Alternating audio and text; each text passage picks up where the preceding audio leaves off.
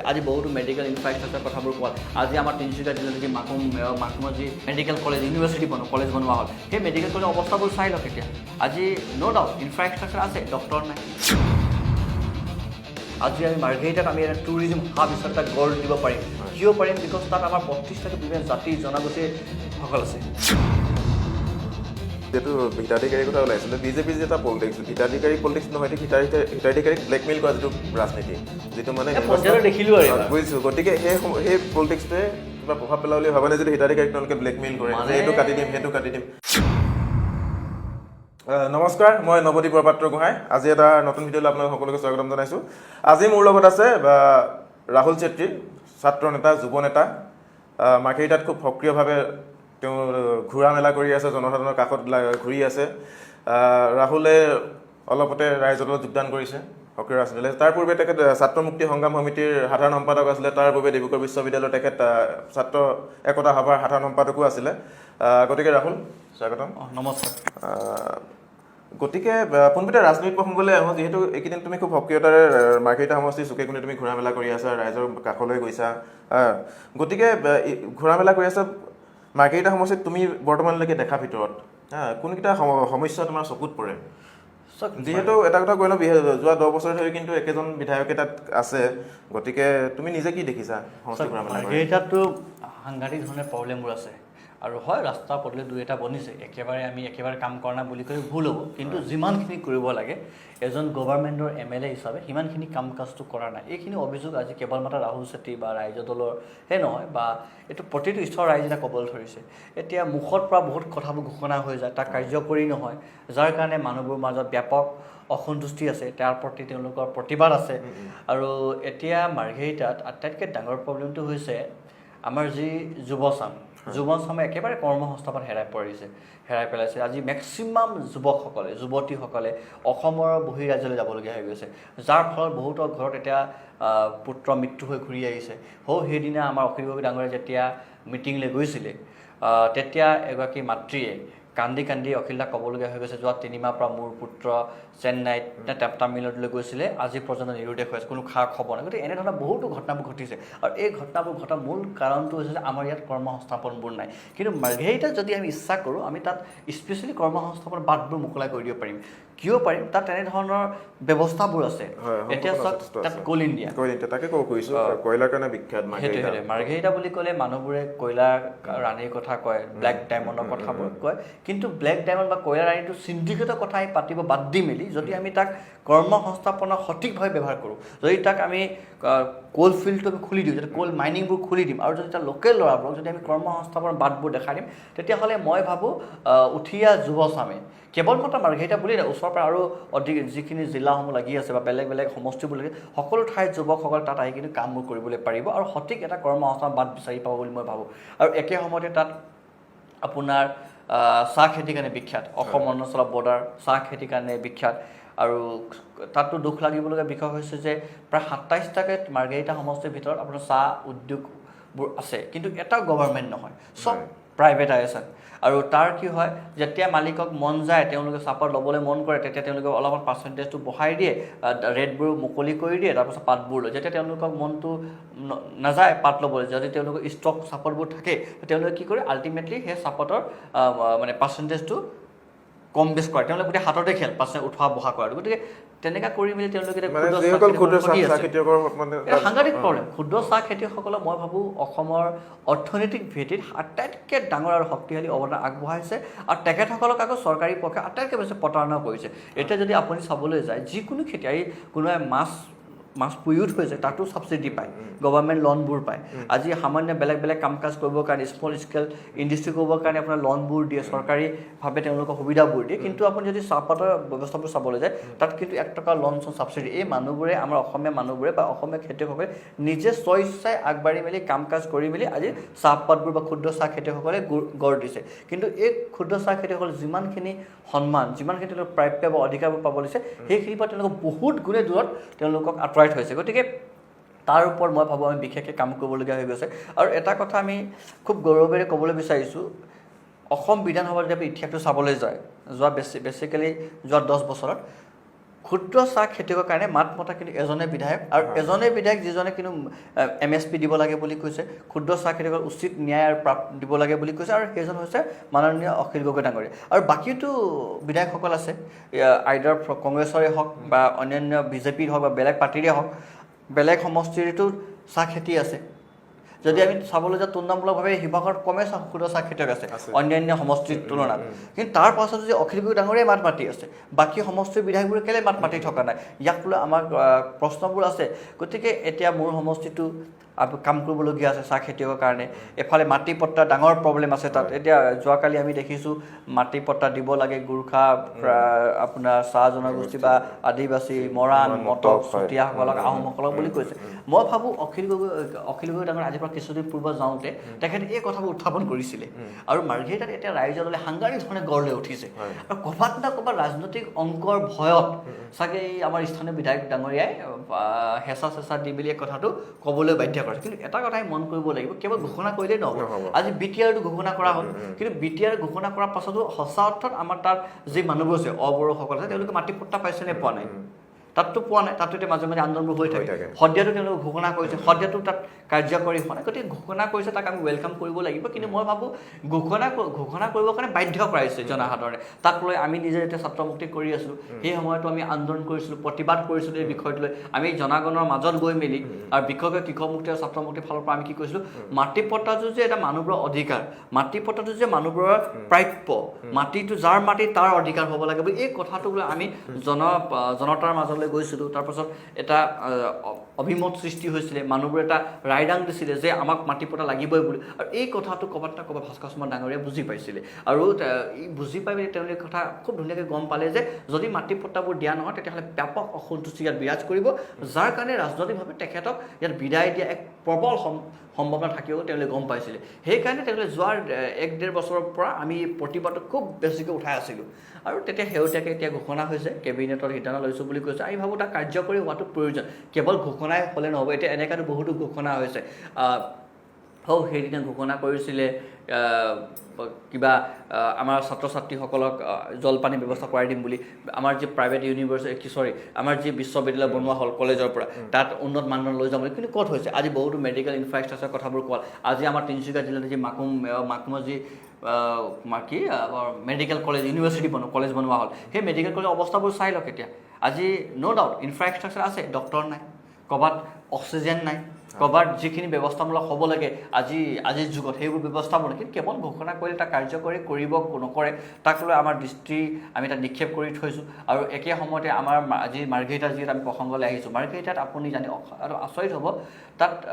কমচে কমো এই যোৱা 1-1.5 বছৰ 8 পৰা 12 গৰাকী মহিলাই গৰ্ভৱতী হৈ মেডিকেললৈ যোৱাৰ কাৰণে মৃত্যু হ'বলগীয়া হৈ গৈছে। আজি এনেধৰণৰ বহুত ঘটনা আছে, আমি মেডিকেল চেক্টৰ কৰিবলগীয়া হৈ গৈছে। আজি মাৰ্ঘেৰিটাত এখনে কলেজ আৰু লিডুত এটা কলেজ আছে, দুটা কলেজতে যিমানখিনি আন্তঃগাঁথনিৰ ভাল হ'ব নাই। লিডু কলেজ বানপানীত ডুবি থাকে।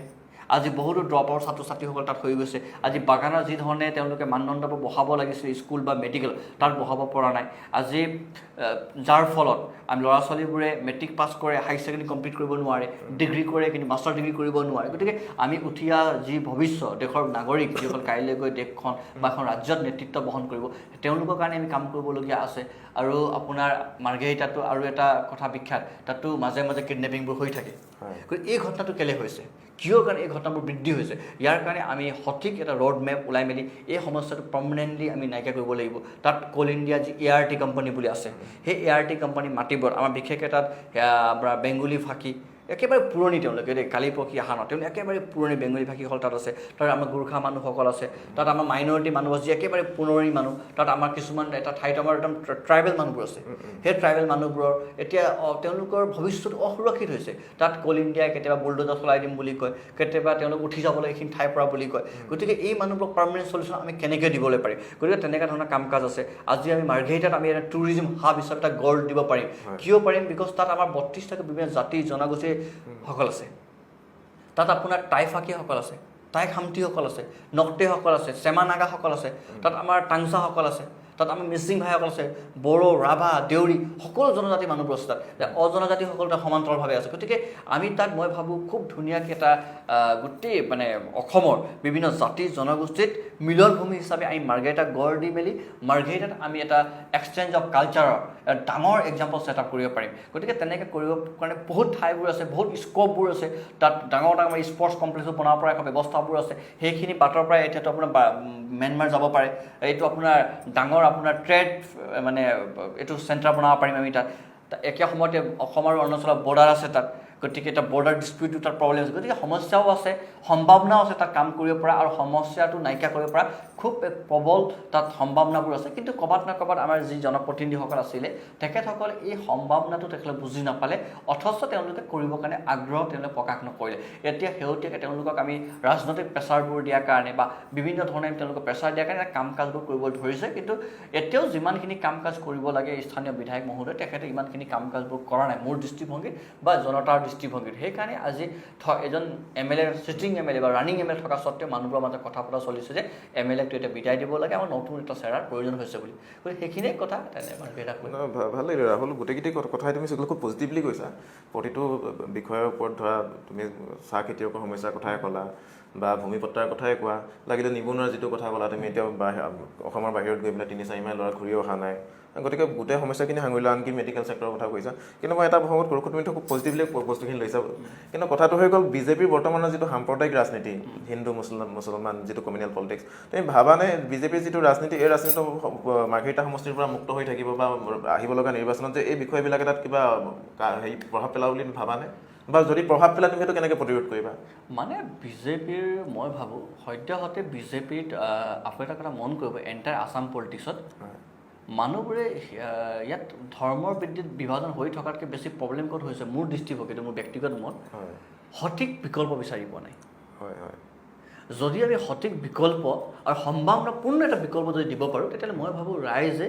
এই যি আপোনাৰ কমিউনেল পলিটিক্স, জাতি ভেদ এইবোৰ পলিটিক্স, ইয়াক ওফৰাই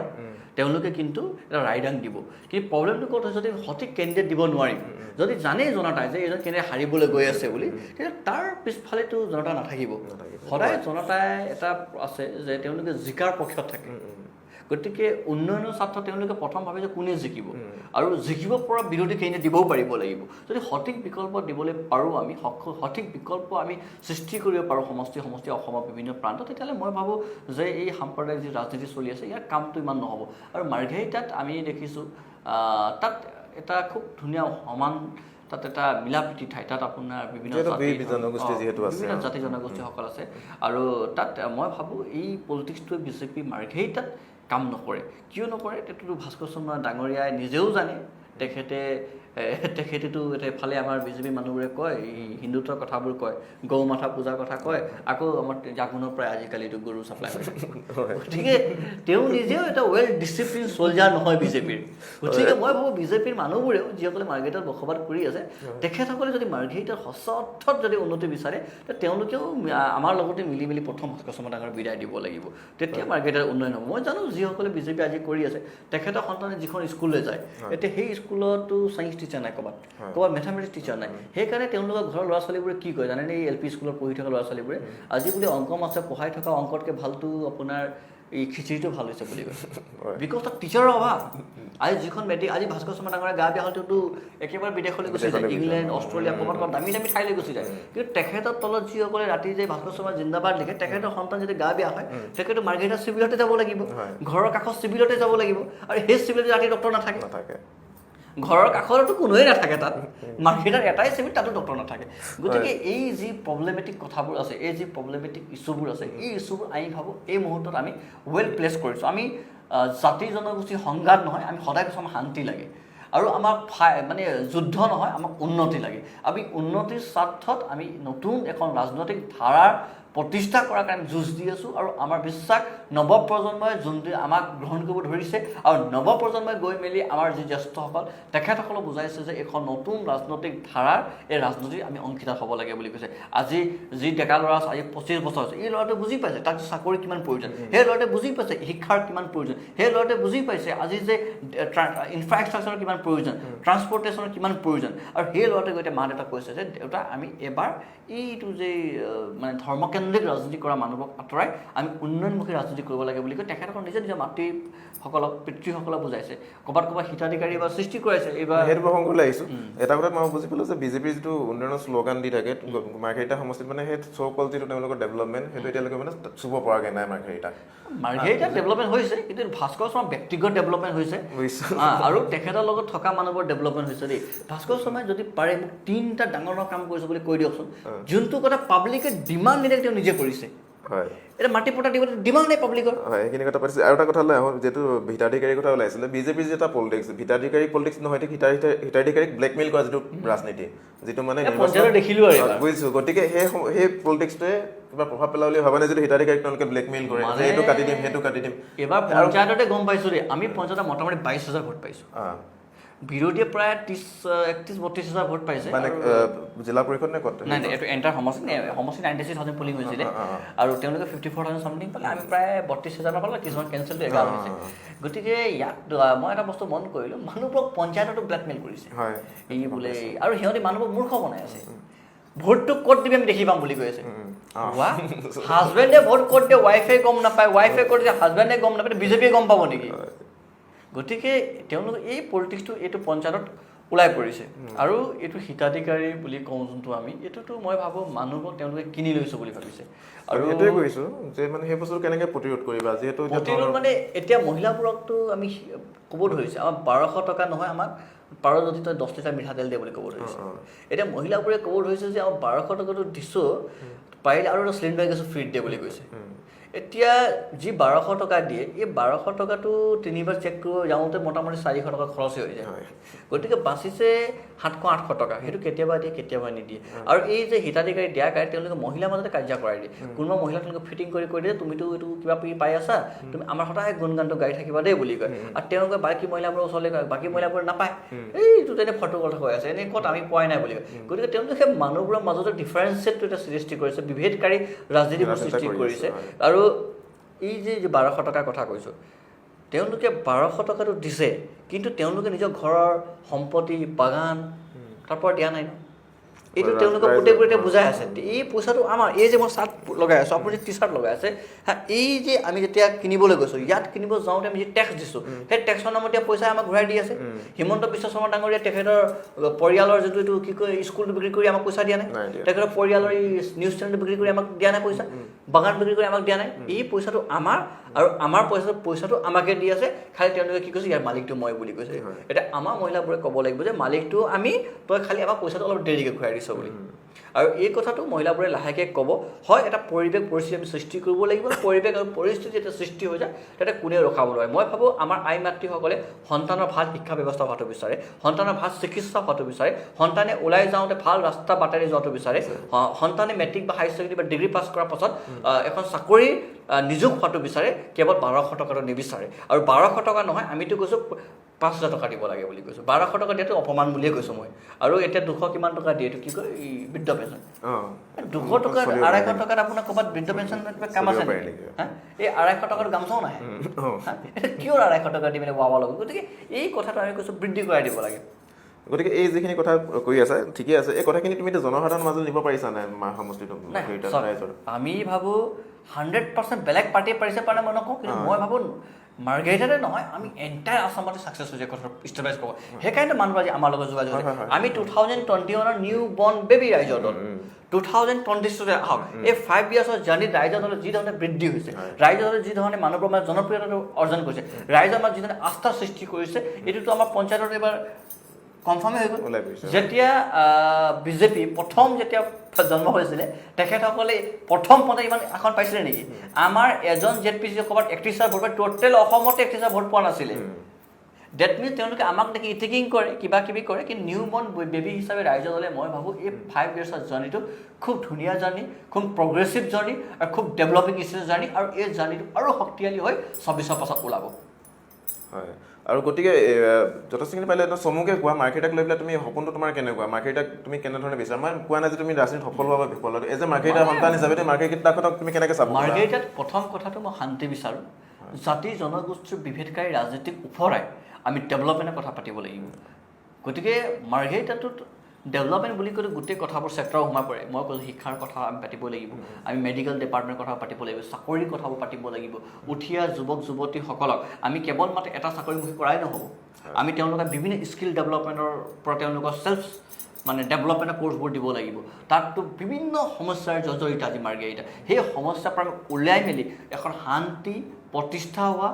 উন্নয়নমুখী আৰু মাৰ্ঘেৰিটা আটাইতকৈ বেছি মই ভাবোঁ ৰয়েলিটি দিব পৰা এখন সমষ্টি হয় এণ্টায়াৰ আছামত তাক আমি সঠিকভাৱে ব্যৱহাৰ কৰি মেলি আমি মানুহবোৰৰ মাজত মাৰ্ঘেৰিটা মানে এটা উদাহৰণ হৈ থাকক তেনেকুৱা ধৰণে মই মাৰ্ঘেৰিটা চাবলৈ বিচাৰিছোঁ আৰু মাৰ্ঘেৰিটাৰ অৱদানটো আটাইতকৈ ডাঙৰ চাৰো চেক্টৰতে হওক খেলতো হওক সাংস্কৃতিক জগততো হওক আপোনাৰ টুৰিজিমতো হওক প্ৰতিটো চেক্টৰত যাতে মাৰ্ঘেৰিটাই অৱদান দিব পাৰে তেনেধৰণে আমি বিচাৰিছোঁ আৰু কেৱল মাত্ৰ ইয়াত ৰাজনৈতিক MLA হোৱা নোহোৱা কথাই নহয় আমি এজন ক্ষুদ্ৰ মানুহ হিচাপেও আমি এই প্ৰয়াসটো কৰিব লাগিব আৰু তেতিয়া যেতিয়া যোনদিনা মাৰ্ঘেৰিটা উন্নতি হ'ব তাত মিনছ মানুহ উন্নতি যেতিয়া মানুহ মাৰ্ঘেৰিটা উন্নতি মানে মানুহ উন্নতি হ'লেতো মাৰ্ঘেৰিটা উন্নতি হ'ব গতিকে আমি উন্নয়ন আৰু শান্তি প্ৰতিষ্ঠাৰ মাৰ্ঘেৰিটা আমি বিচাৰিছোঁ গতিকে ৰাহুল ধন্যবাদ আমি পুনৰ কথা পাতিম আহিবা আকৌ তুমিও যিহেতু ঘূৰা মেলা কৰি আছা সমষ্টিত কাম কাজ কৰি আছা গতিকে ভৱিষ্যত দেখিলে ভালকৈ লাগি থাকা ঠিক আছে ৰাইজৰ মাজলৈ গৈ থাকা ঠিক আছে ধন্যবাদ ধন্যবাদ